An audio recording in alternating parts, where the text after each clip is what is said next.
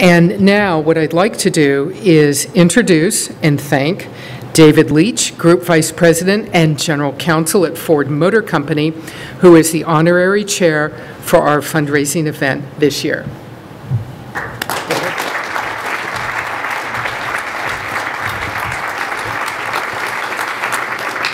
Good evening and welcome, and thank you, Barbara. I don't like to be recognized too often, but I sure wish I had been able to stand with that group of veterans. Really a proud group, so thank you for all that you've done, and thank you, Barbara, for being here.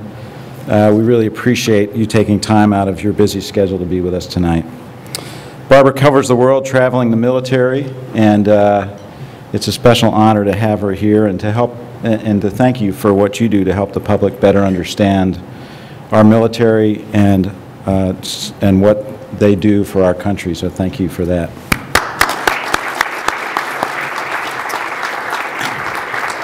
It's a pleasure to be at the Ford Motor Company Fund, and it's been my honor to serve as the honorary chair for this event. The work that the NVLSP is doing is so very important to those that have sacrificed to ensure our freedoms. I'd like to thank particularly our diamond sponsors, Finnegan Henderson, Sidley Austin, and Wilmer Hale, and all of our wonderful sponsors and donors. You can see some of their names up here, but to everyone who has supported this event in any way, thank you. Let's show them all our appreciation.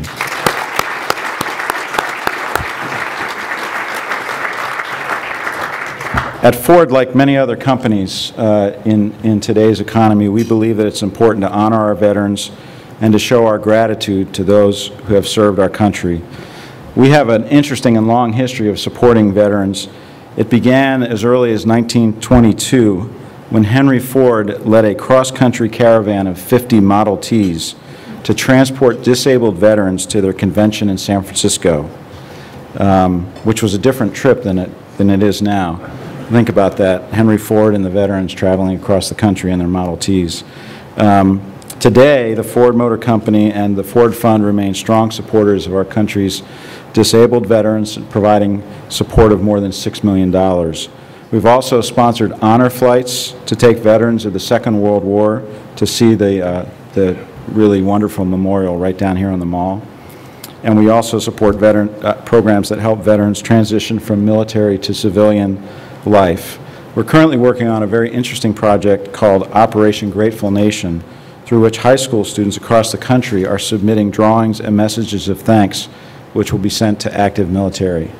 And I can tell you personally, as the father of a soldier currently deployed in Kandahar, every piece of paper or piece of candy or whatever they get from home makes a big difference.